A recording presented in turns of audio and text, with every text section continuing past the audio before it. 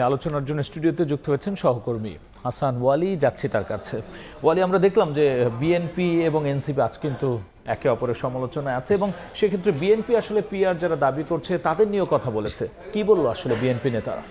আপনি জানেন যে জুলাই সনদের বাস্তবায়ন প্রক্রিয়া নিয়েই কিন্তু মূলত মুখোমুখি অবস্থানে রাজনৈতিক দলগুলো সংস্কার প্রক্রিয়া থামিয়ে দিতে চায়।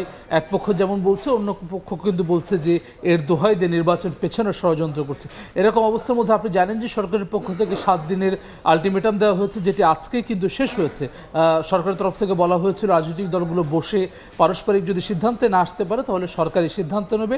সেটি আজকে শেষ হচ্ছে। একই সঙ্গে আপনি জানেন যে জামায়াত সহ 8টি দল গণভোট আগে করার দাবি, পিআর পদ্ধতিতে নির্বাচন সহ মোট 5টি দাবিতে যে আন্দোলন করছে সেটি নিয়ে কিন্তু 11 তারিখে তারা ঢাকায় সমাবেশ করবে। সব মিলে কিন্তু মুখোমুখি অবস্থার আপনি যেমনটি জানতে চেয়েছিলেন, আজকেও কিন্তু বিএনপি মহাসচিব মির্জা ফখরুল ইসলাম আলমগীর সহ অনেকেই কথা বলেছেন এসব প্রসঙ্গে।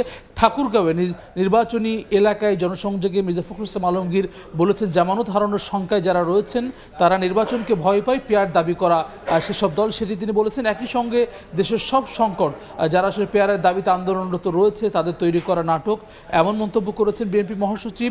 একই সঙ্গে নির্বাচনের মাধ্যমে শান্তি ফেরার আশা করছে জনগণ, এমন কথা তিনি বলেছেন। একই সঙ্গে আজকে রাজধানীতে সিদ্ধেশ্বরীতে একটি প্রোগ্রামে দলটির স্থায়ী কমিটির সদস্য আমির খুসরো মাহমুদ চৌধুরী বলেছেন অনৈক্য সৃষ্টিকারীরা ঐক্যমত্যে বিশ্বাস করে না, যেটি আসলে যে আমরা জানি যে ঐক্যমত্য কমিশনের যে দীর্ঘ বৈঠকের মধ্য দিয়ে যেসব বিষয়ে একমত তৈরি হয়েছে, এখন দেশে একটি সবাই বলছিল যে একটি দীর্ঘদিন পরে সব রাজনৈতিক দলের একটা সহনশীল অবস্থান, সেটি তিনি আসলে ইঙ্গিত করেছেন যে যারা আসলে অনৈক্য সৃষ্টি করছে রাজপথে থেকে আলোচনার টেবিলের বাইরে, যে তারা আসলে ঐক্যমত্যে বিশ্বাস করে না। সেক্ষেত্রে আমরা দেখলাম যে এনসিপি একটা আলোচনা সভায় তাদের অনেক নেতা কর্মী বক্তব্য দিয়েছেন, তারা আসলে বিএনপির এই দাবির প্রেক্ষাপটে উল্টো আবার কি বললেন? আজকে সুপ্রিম কোর্ট বার অ্যাসোসিয়েশনে এনসিপি সমর্থিত যে আইনজীবীদের সংগঠন ন্যাশনাল লয়ার্স অ্যালায়েন্স তারা একটি আলোচনা সভা আয়োজন করে, যেখানে দলটির সদস্য যে আখতার হোসেন এবং মুখ্য সমন্বয়ক নাসিরুদ্দিন পাটোয়ারি সহ অন্যান্যরা অংশ নিয়েছেন। সেখানে আসলে এনসিপি সদস্য সচিব আখতার হোসেন যেটি বলেছেন যে সংস্কারে বাধা পেলে সরকারের এক্সিট ও নির্বাচনে ধোঁয়াশা তৈরি হবে, এমন মন্তব্য তিনি করেছেন। সংস্কার না হলে ইতিহাসের কাঠগড়ায় দাঁড়াতে হবে উপদেষ্টাদের, সেটি বলেছেন।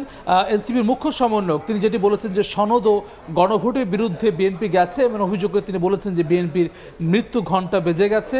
এবং একই সঙ্গে নাসিরুদ্দিন পাটোয়ারি যেটি বলেছেন যে বিএনপি যদি লন্ডনে যে আলোচনা হয়েছে তার ভিত্তিতে ক্ষমতায় যায় তাহলে তাদের পরিণত হবে আওয়ামী লীগের মতো, তাদের পতন হবে এনসিপির হাতে, এমন মন্তব্য কিন্তু করেছেন। অর্থাৎ মুখোমুখি অবস্থানে কিন্তু আসলে আমরা রাজনৈতিক দলগুলোকে দেখছি। আপনি জানেন যে ডিসেম্বরের শুরু নাগাদ নির্বাচনের তফসিল ঘোষণার কথা রয়েছে ত্রয়োদশ জাতীয় সংসদ নির্বাচনে। সেক্ষেত্রে বলি এই দলগুলোর বাইরে আমরা দেখছিলাম যে ইসলামী জোট একটি জোট করার চিন্তা করছে, আবার আপনার সেই জায়গাটা আসলে তাদের জোটের কি অবস্থা? গণভোট নিয়ে তারাও তো মাঠে ছিল।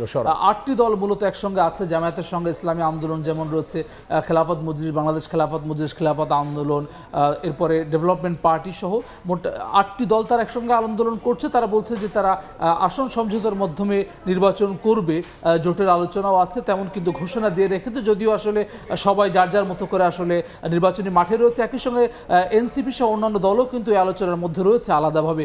বিএনপি সমমনারাও কিন্তু আসলে নির্বাচনী জোট বা সমঝোতা সে আলোচনা অব্যাহত রেখেছে বিএনপির সঙ্গে। অসংখ্য ধন্যবাদ আলোচনায় যুক্ত হওয়ার জন্য।